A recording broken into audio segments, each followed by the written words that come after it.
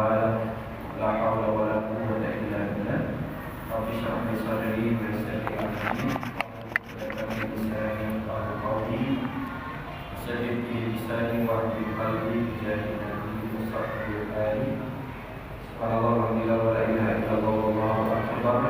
Ada yang takdim ketiba yudhaf abad akhiri mudah hadirin amma.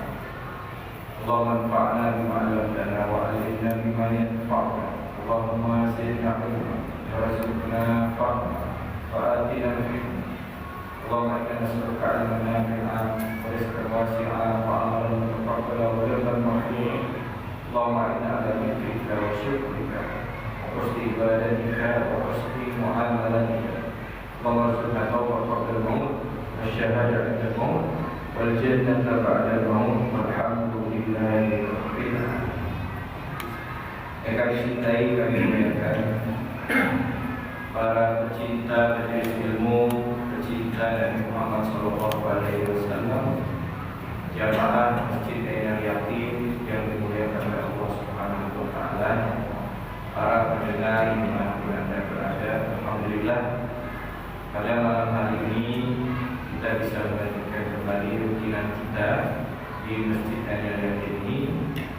Kita mengaji kitab As-Sharihul Mubani karya daripada Imam Nawawi Al-Ghazali rahimahullah ta'ala. Kita masuk ke pembahasan makalah yang ke 55. Wal maqalatul khamisah wal khamsun, makalah yang ke-55 di kitab dalam Probek bab 2 dan 1 bab 3 makalah yang ke-55. Qala Malik bin Dinar, berkata Imam Malik bin Dinar radhiyallahu anhu, semoga Allah Subhanahu wa ta'ala meridhoi. Ihbis aina, jagalah salatan 3 perkara, bisalatin dengan 3 perkara, minal khisal mahmudah, jagalah 3 perkara jelek dengan melakukan 3 perkara yang baik. Hatta takuna minal mu'min, sehingga kamu menjadi orang yang beriman. Ai kai bertasawuf bi haqqil iman, agar kalian bersifat dengan hakikat-hakikat keimanan. Kal mukminin as-shadiqin fi imanihim, seperti orang-orang beriman yang shadiq di dalam keimanan. Jadi beliau di sini Imam Malik bin Dinar, beliau menasihati kita lawan 3 sifat jelek dengan 3 sifat yang baik. Penawar air garam, ya air gula. Penawar pedas, ya air putih. Penawar panas, ya dingin. Penawar dingin, ya panas.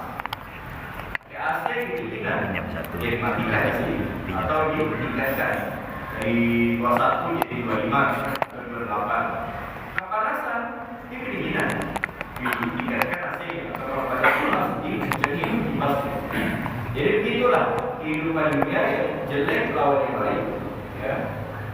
Pahit kasih gula, kemanisan ya kasih yang baik, dan sebagainya.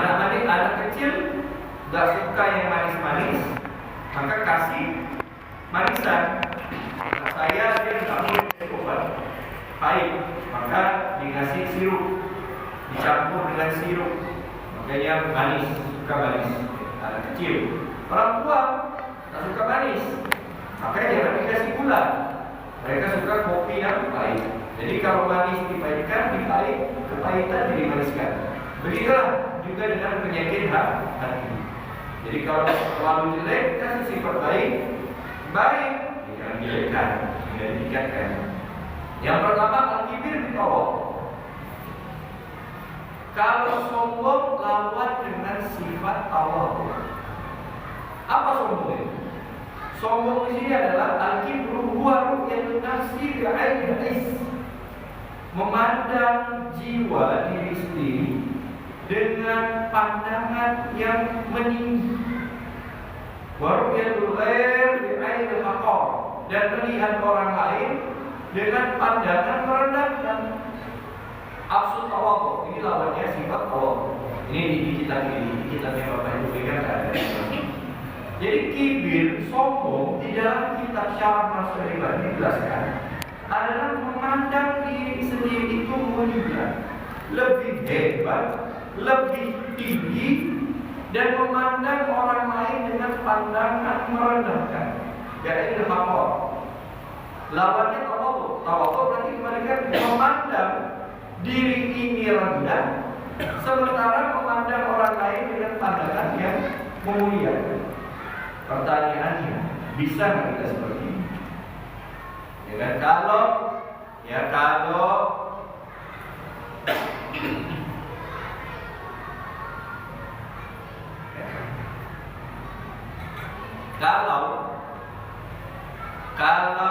memandang rendah sesama ahli ibadah bisa. Ya mungkin saya sama bapak-bapak bisa, saya merasa bapak lebih mulia daripada saya, ibu-ibu di belakang lebih mulia daripada saya, gampang itu, ya kan?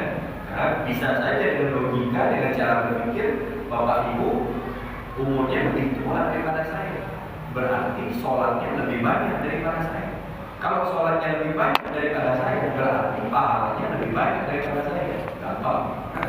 Yang sulit itu memandang orang yang nggak pernah ibadah. Bisakah kita merasa lebih rendah daripada mereka? Kita yang ada di sini adalah ahli sholat. Oh, masya Allah sholat. Sholat satu paling depan. Ya sholat satu yang paling depan. Nggak pernah ketinggalan. Begitu melihat orang yang nggak pernah sholat, apa perasaan yang muncul di hati kita? Dengan gua nggak pernah sholat, nggak pernah ke masjid. Ada orang bilang, niat saya nasihat aja Pak Ustaz, ke masjid lah. Kau ini tak pernah ke masjid, mau jadi apa hidup ini tidak pernah ke masjid. Memang mulutnya nasihat, tapi ya Bapak Ibu, tapi hatinya seakan-akan merendahkan orang itu. Nah, ini sama. Kalau bilang nanti akan kita sebutkan konsekuensinya, dampaknya. Kita ahli majelis, jalan malam-malam melihat perempuan yang menjajakan dirinya. Bang, sini bang, ayo merayu dan lain-lain. Ya pokoknya ada sih, alhamdulillah tidak pernah ketemu. Tapi di Jakarta pernah sih ketemu. Bagaimana perasaan kita yang dari pulang majelis, pulang dari masjid melihat perempuan ini? Apakah ada merasa lebih baik? Kalau merasa lebih baik, maka masuk kategori sombong. Dan itu nanti sombongnya bab lain, ada nanti setelah ini. Masuk sombong juga, tapi sombongnya bab lain. Nah, ini hati-hati, sulit memang. Maka cara untuk menghilangkan itu adalah jangan pernah melihat aib orang lain. Justru ketika kita melihat orang lain, yang kita lihat dulu adalah amal baiknya. Karena setiap orang pasti memiliki kebaikannya sendiri, walaupun kecil. Susah, tapi kalau kita latih hati kita, insya Allah bisa. Apalagi sama musuh kita, ini berat. Orang yang sudah menjatuhkan kita, menjelekkan kita, berbuat zalim kepada kita, bisa kita merasa dia lebih baik daripada kita? Ada orang, misalkan dia menjatuhkan saya, menjelekkan saya, bahkan sampai saya dipecat, dikeluar dari pekerjaan saya. Aku nggak mau kepala itu. Gara-gara bapak ini, dia bilang saya nggak disiplin, ABCD, sehingga saya dikeluarkan. Begitu saya lihat bapak ini, apa perasaan saya? Mungkin banyak di antara kita yang bilang saya mangkel, saya marah. Endingnya saya akan selalu mengatakan saya lebih baik daripada dia. Apa dia? Dia begini gitu. Udah bagus dah dan sebagainya lah bapak ini. Berarti kita masih sombong, masih belum bersih hati kita. Tapi kalau kita berhasil mengendalikan hati kita, sejahat-jahatnya bapak ini, dia tetap lebih mulia daripada saya. dan kita berhasil mengontrol hati kita itu, berarti kita sudah dianggap sebagai orang yang tawadhu di sisi Allah. Bagaimana caranya? Sejahat-jahatnya dia kepada kita, lihat ada kebaikan yang dia lakukan, pasti ada amal baik di orang ini. Dan mungkin itu adalah cara Allah untuk meninggikan derajat kita melalui orang ini. Cuma kita terlalu tergesa-gesa, kita terlalu tergopoh-gopoh melihat gara-gara dia saya dipecat. Padahal maksud Allah beberapa bulan kemudian kita melihatnya jadi bos. Cara jadi bos dipecat dulu dari pekerjaan. Dipecat dari pekerjaan harus melewati orang ini, bisa aja. Cuma kita terlalu tergesa-gesa sehingga langsung menghakimi. Makanya Imam Ali Zainal Abidin itu, kalau ada orang yang mencaci beliau, merendahkan beliau, menghina beliau, dikasih duit, beberapa kepingan dinar emas, bahkan dikatakan sampai 1000 dinar. Sampai 1000 dinar dikasih. 1000 dinar pun berapa ratus juta ya? Tidak ada. Imam, ini orang jadi ente, merendahkan kamu, mencaci maki kamu. Kenapa kau kasih dia duit? Apa dia bilang? Justru orang ini adalah sebaik-baiknya orang yang aku tunggu. Kenapa? Di saat yang lain memuji saya, hanya dia yang berani membuka aib saya. Jadi dia menjelek saya itu seakan-akan dia sedang meluruskan aib saya. Berarti orang baik. Dia kasih. Suatu hari Imam Ali Zainal Abidin lagi sholat. Dia lagi sholat di masjid. Tiba-tiba ada musafir. Zaman dulu belum ada ATM. Kalau sekarang kan ada ATM semua kan. Ada kiris lagi. Apa ngomong kiris sama kris? Kalau tidak tahu apa ini lah. Ada bahasa kris kan? QRIS lah, dengan QRIS. Apa kok RIS lah? Duit digital itu. Sekarang bisa pakai QRIS. Ada bilang QRIS, kiris, QRIS. Oh dulu nggak ada. Dulu nyimpannya di kulit ya kayak tas dari kulit. Uang sebesar 1000 dinar. Sholatlah musafir ini. Dia sholat, habis sholat dia tidur. Duitnya ditaruh di samping. Begitu dia bangun tidur, dia lihat uangnya. Dan di masjid saat itu hanya ada Imam Ali Zainal Abidin.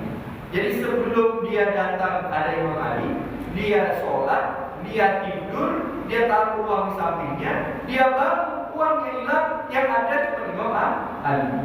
Maka dia langsung duduk. Yang nyuri duit saya Imam Ali ini. Karena tidak ada orang lain lagi. Maka orang-orang ramai. Ya, ada apa ini? Ada apa? Ini pencuri. Oh, ternyata kamu pencitraan. Aku kira kamu selama ini orang baik, orang soleh. Ternyata pencuri. Dikebuk masa. Macam orang kita lah, kalau ada yang mengalihkan maksud didudukin. Ada tertentu mati.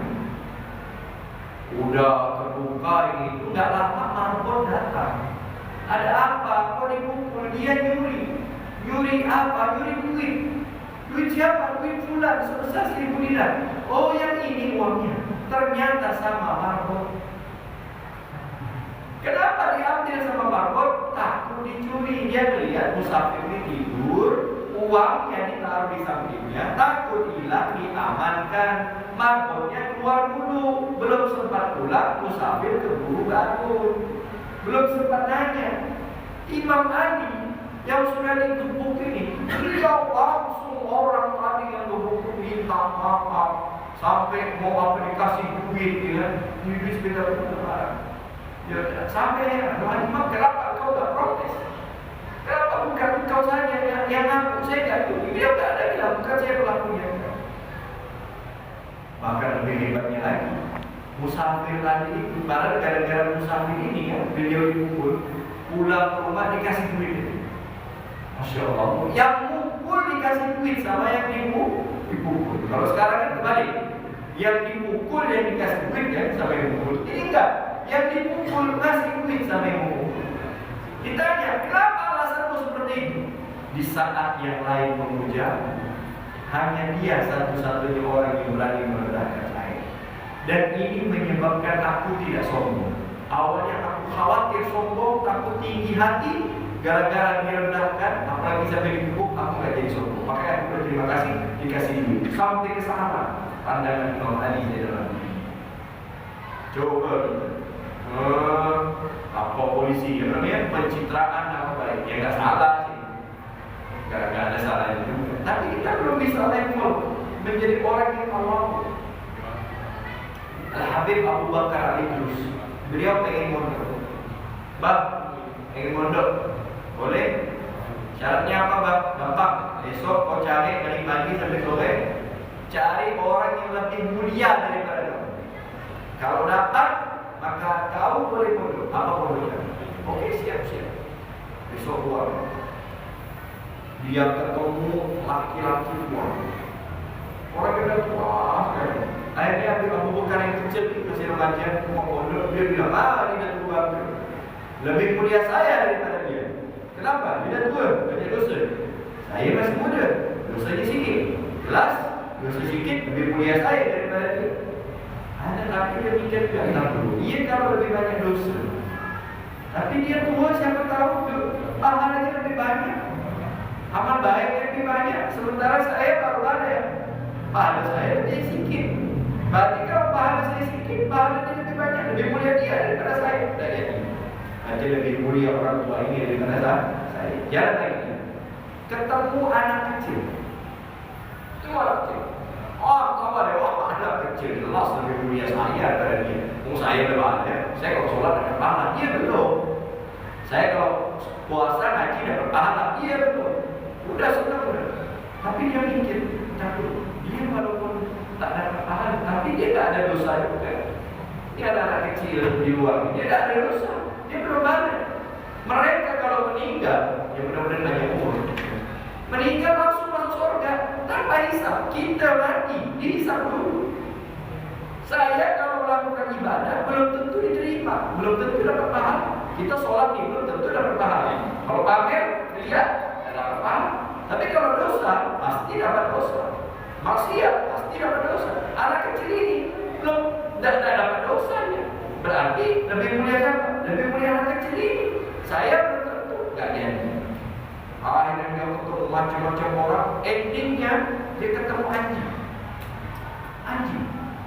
Awak dah jelas lebih mulia saya daripada anjing ini. Mau anjing hewan udah. Sudah sore. Akhirnya dia pulang mau ngetok rumah mikir tadi. Walaupun anjing, tapi ini hewan. Nggak berakal. Kalau nggak berakal di akhirat nggak dihisab. Hewan itu di akhirat nggak dihisab. Nggak masuk neraka hewan itu. Nggak ada ceritanya kucing sama kucing, berzina di neraka, nggak ada ya. Atau anjing sama anjing atau kambing sama kambing. Sementara saya berakal, kita dihisab. Dengan akal kita dihisab. Makanya orang-orang gila itu mereka tak berdosa. Andaikan orang gila itu berzina kan dosa ya.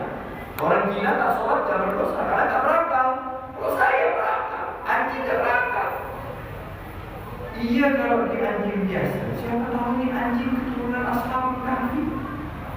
Iya, keturunan Ashabul Kahfi kan dijamin masuk surga. Anjing keturunan Ashabul Kahfi. Sementara saya, siapa yang menjamin saya masuk surga? Tak jadi begitu. Lebih mulia anjing daripada saya. Itu Abu Bakar. Akhirnya dia datang ke Abah, nanya gimana? Udah ketemu belum? Gak ada bang. Gak ada satu orang pun yang aku temui kecuali mereka lebih mulia daripada saya. Sampai hewan guguk pun lebih mulia dia daripada saya. Akhirnya abahnya senyum. Mulai sekarang kalau abah izinkan mondok itu dulu mondok itu dites dulu. Sekarang mondok tesnya apa? Makannya. Makannya macam mana? Sarana prasarananya, fasilitasnya apa ya kan? Saya beberapa tahun pos pondok, ada yang nanya, Ustaz di pondok ini belajar kitab apa ya? Fikihnya apa ya kan? Anak-anak ini dalam setahun harus hafal apa?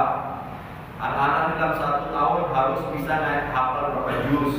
Anak-anak dalam setahun harus bisa ngapain? Ada. Rata-rata momen anak saya belum makan, Pak Ustaz. Kalau ada orang tua itu datang, aku Pak Ustaz yang anak-anak ini macam mana nak minta? Maka ada tahu tempe. Tak ada makan ayam daging. Kalau yang ngomongnya makanya masuk akal lah. Yang tadi ini yang ngomong kok sampai lah. Gila dia paling makan daging ngomong ini. Repotnya tahu tempe. Padahal Imam Nawawi dan tadi makan tahu tempe. Syekh Ahmad Sambas makan tahu tempe. Ulama-ulama kita dulu makan tahu tempe. Mak bapak pun makan tahu tempe. Paling apa tahu tempe? Kawan-kawan kita di zaman itu paling mahal tahu tempe. Paling mahal dijual. Jadi waktu mengirim tahu tempe sampai sana dijual padahal untuk dimakan. Karena mahal. Nah, kembali kepada pembahasan. Jadi tahu tempe pembahasannya. Bapak Ibu sekalian, jadi begitulah para salaf kita terdahulu. Mereka nggak mau merasa lebih baik daripada orang. Imam Ali bin Abi Thalib mengatakan hanya orang bodoh saja yang mengatakan dirinya lebih baik daripada orang. Bodoh. Kenapa? Lahir dari tempat yang hina. Aurat wajib ditutupi. Bahkan dalam kesendirian pun makruh. Ya makruh, kecuali ada hajat seperti mandi atau buang air, tidak mungkin pakai celana dalam. Di kamar sendirian makruh membuka aurat. Hanya pasangan kita saja satu-satunya makhluk yang halal. Yang lain tidak boleh. Kalaupun boleh ada uzur, seperti sakit mau operasi misalnya, itu uzur namanya. Uzur lain lagi. Tidak lahir dari tempatnya yang aurat, yang malu. Memalukan, malu. Kita nggak mau mengekspos itu kan, karena malu, aurat, haram. Tak boleh melihat aurat orang lain, haram. Walaupun sudah terpotong dari tubuh aslinya.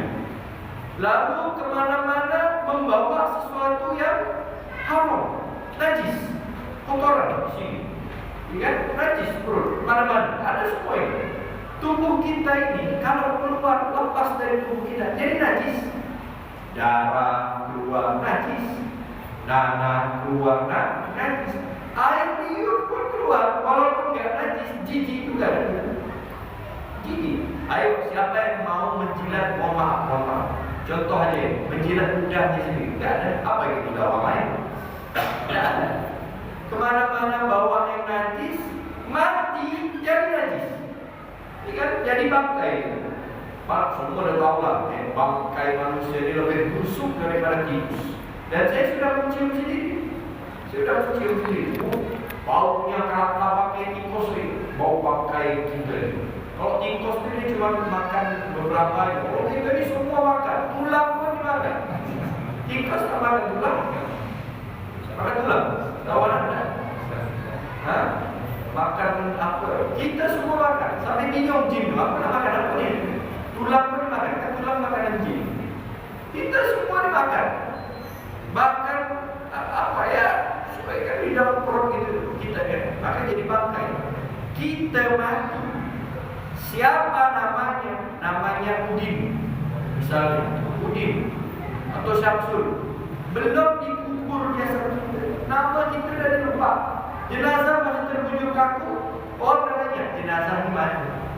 Lupa dari mana. Coba kalau masih hidup. Assalamualaikum, Pak Udinnya ada tak? Ada. Nama di mana? Tapi kalau udah mati, Assalamualaikum, jenazahnya di mana? Yang paling terhormat almarhum. Almarhum di mana? Tidak ada di Udin di mana? Jadi hanya orang bodoh saja yang yang merasa sombong. Terus sombongnya beberapa lama? Kita di dunia tidak lama. Tahu-tahu ibu udah umur 50 tahun, 60 tahun. Siapa yang salah? Saya aja tahu-tahu udah 31. Udah setengah dari umur normal wafat. Umur normal pada Nabi Muhammad itu 62, 63. Sudah setengah nanti. Tahu-tahu nanti 40. Siapa nyangka dulu masih remaja, tahu-tahu udah kepala 3. Dulu masih remaja. Dulu saya pikir, aku ni kahwin dan sadar dulu untuk bodoh. Tahu dah 3. Sama dalam hari kita hidup tak lama, lebih lama alam sana. Coba pikirkan, Imam Syafi'i itu umurnya 54 tahun. Beliau wafat tahun 204 Hijriah. Sekarang tahun berapa nih?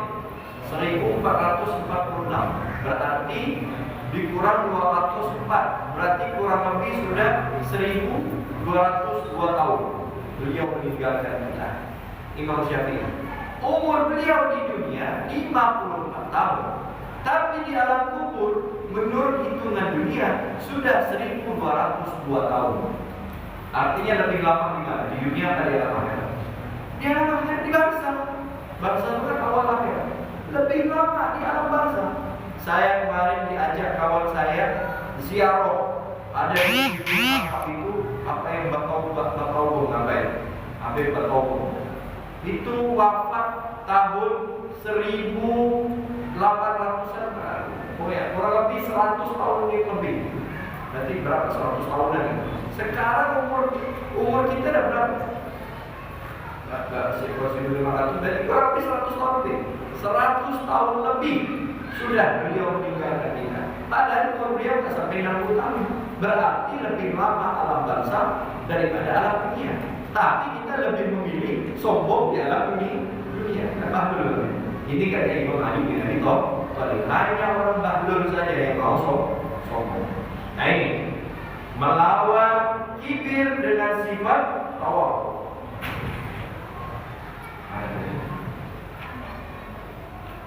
Wal kibir, kibir sombong itu yang bil manzilah, itu dengan kedudukan. Sementara ujub, kalau ujub yang bil fadilah, dia itu terjadi pada amal. Ini perbedaan ujub sama sombong. Kalau sombong itu biasanya ke fisik, itu sombong fisik. Bentuk saya lebih cantik, lebih kaya, lebih tinggi, lebih keren, lebih pintar, lebih bijak, lebih bisa, lebih bagus. Tapi kalau amal ujub, saya lebih soleh, amal ibadah saya lebih banyak. Dari itu yang saya contohkan, saya sholat, kamu tak sholat, saya tak zina, kamu berzina. Amal, kalau amal dari ujub, dua-duanya sama, dosa gede. Makanya di dalam Al-Quran iblis dikatakan sombong karena awalnya dia menyombongkan fisik.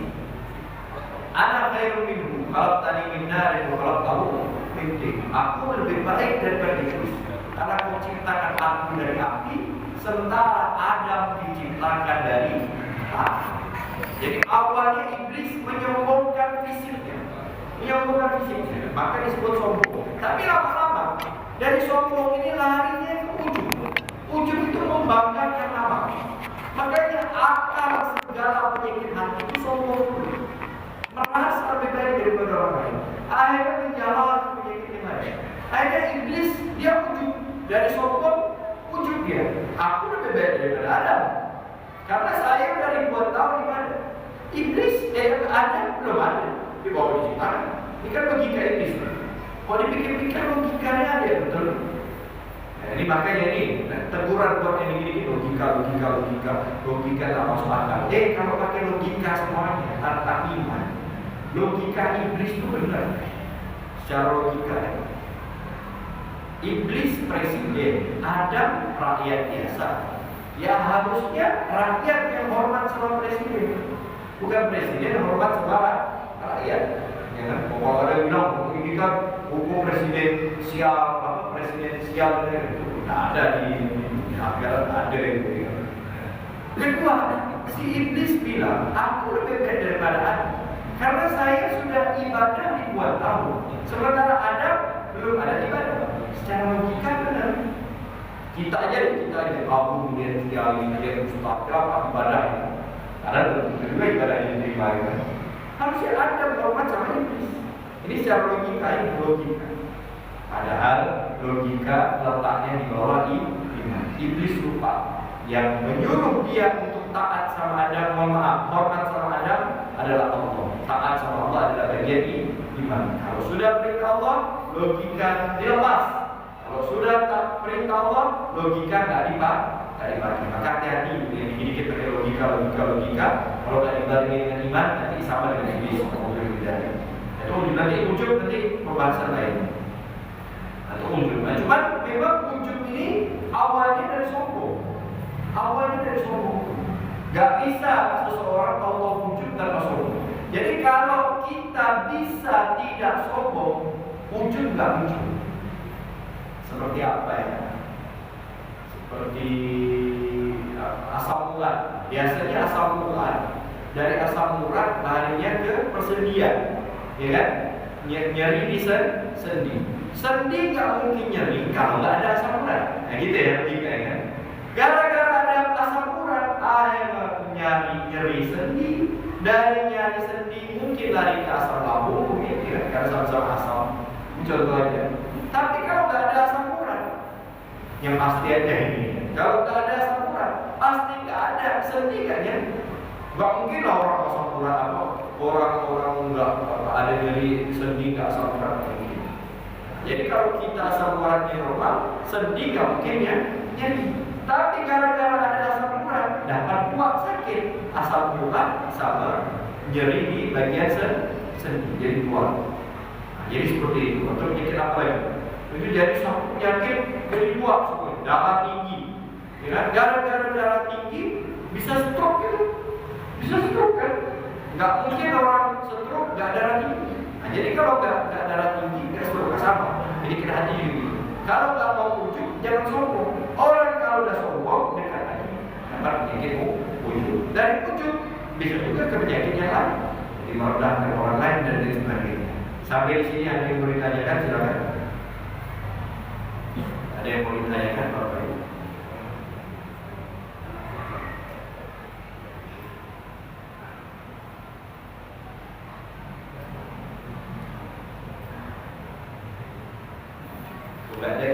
Ustaz, ya, Pak. Kalau kita sombong kepada diri kita sendiri, apakah itu sebab ujub?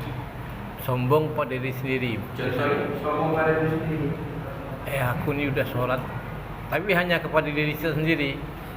Kalau misalnya aku sudah tahajud, apa, atau mungkin lebih halus kita berikan, saya bersyukur, alhamdulillah sekarang saya sudah lebih baik. Oh, dah, ya. Memang Allah sendiri ada perintah wa amma bi ni'mati rabbika fahaddi. Jika kita dapat nikmat dari Allah, sunnah disebut-sebut. Wa amma bi ni'mati rabbika. Dan apabila kau mendapatkan nikmat dari Tuhan, fahaddi, maka sebut di sini dalam rangka syukur. Itu boleh. Jadi menyebut-nyebut, ya, dalam rangka syukur. Yang nggak boleh itu nyebut-nyebut sambil merasa diri lebih baik daripada orang lain.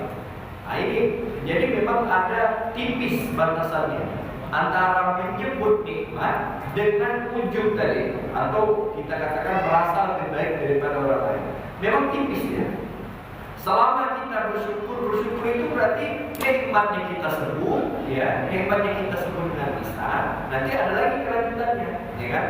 Jadi lisan menyebut, anggota tubuh mengamalkan, hati mensyukuri. Nah itu tiga komponen itu. Tapi kalau sudah masuk kategori merendahkan orang lain, alhamdulillah hari ini aku sudah sholat, alhamdulillah. Lalu nanti muncul dalam hati ini kan alhamdulillah. Nanti muncul hari ini akan saya jaga. Itu baru tahadus bin nikmat. Tahadus bin nikmat ini sunnah. Seperti. Tapi kalau udah lihat lebih baik daripada dia. Oh ini nggak sholat, ini nggak sholat. Nanti aku masuk nanti ini yang berbahaya. Jadi amal baiknya itu membuat dia merasa tinggi sehingga mulai dia merendahkan orang lain. Masuk kategori Oke, kalau kita nggak bisa mengontrol hati kita, lebih baik tinggal. Karena untuk amal kita wajib mengambil yang paling ringan motornya. Jadi kalau kita sudah berhasil mengontrol hati kita, ya nggak apa-apa. Setiap dapat nikmat kita sebut. Habis sholat, ya. Habis dapat rezeki kita sebut. Nah, dalam waktu ini nggak apa-apa. Tapi kalau kita khawatir masuk ke bab wujud ya. Ada lagi yang baik? Ya, silakan.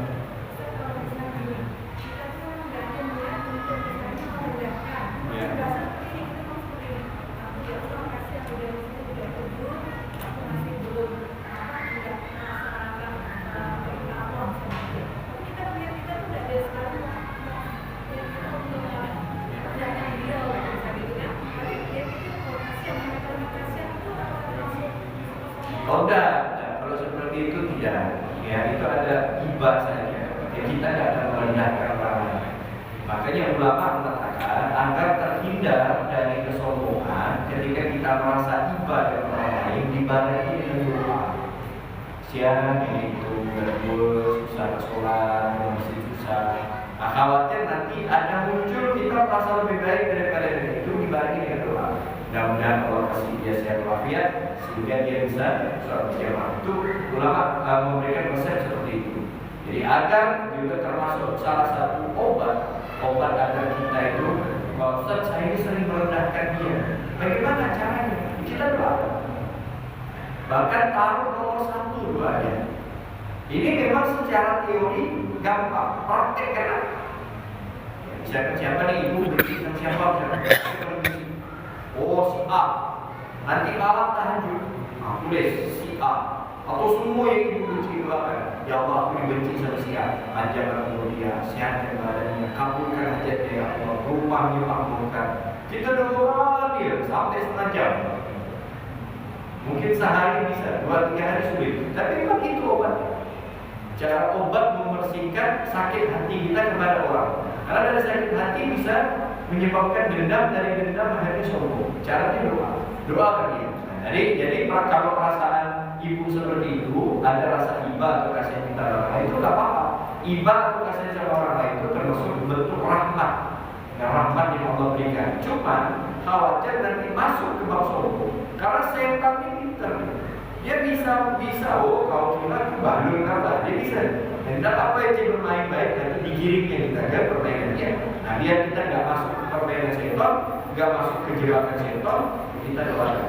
Jadi sambil ibadah sambil didoakan. Dari doa itu maka insya Allah kita akan terbentengi dari merasa lebih baik daripada orang yang kita kasihani.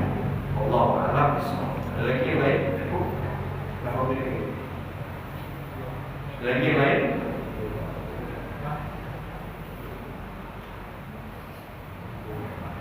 Cukup insya Allah.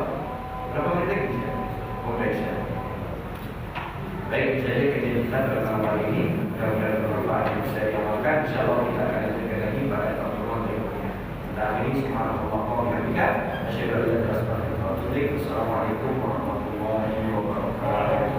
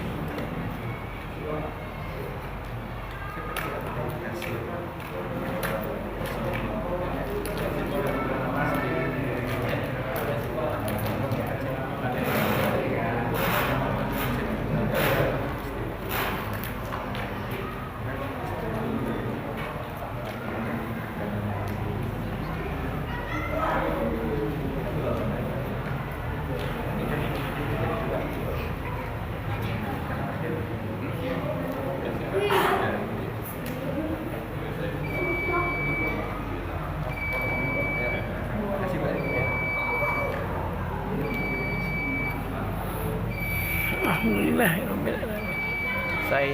Saya akhiri hidup saya ini sudah menjelang isya. Terima kasih atas perhatiannya. Billahi taufik wal hidayah. Assalamualaikum warahmatullahi wabarakatuh. Semoga bermanfaat dan barokah bagi kehidupan kita. Amin amin ya rabbal alamin.